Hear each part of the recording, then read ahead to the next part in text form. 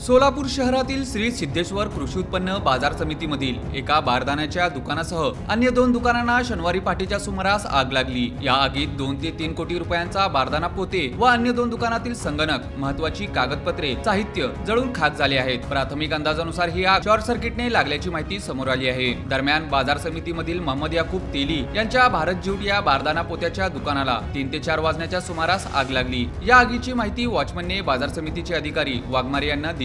वाघमारे यांनी प्रसंगावधान राखत अग्निशामक दलास कळवले। काही क्षणात अग्निशामक दलाच्या गाड्या घटनास्थळावर दाखल झाल्या। 8 ते 10 गाड्या पाण्याचा मारा करीत आग विझवण्यात आली। यासाठी 4 ते 5 तासांचा कालावधी लागल्याने सांगण्यात आले। याच घटनेने लोखंडे फ्लावर स्टॉल व सुलतान ट्रेडर्स या अन्य 2 दुकानांनाही आग लागली। या दुकानातील संगणक, महत्त्वाची कागदपत्रे, बिल व अन्य साहित्य जळाले। घटनास्थळावर अग्निशामक दलाचे प्रमुख राकेश साळुंके यांनी भेट दिली। आग विझवण्यासाठी अच्युत दुधाळ, रावसाहेब सलगर, गौतम आवाड, अमित भडकवाळ आदींनी परिश्रम घेतले।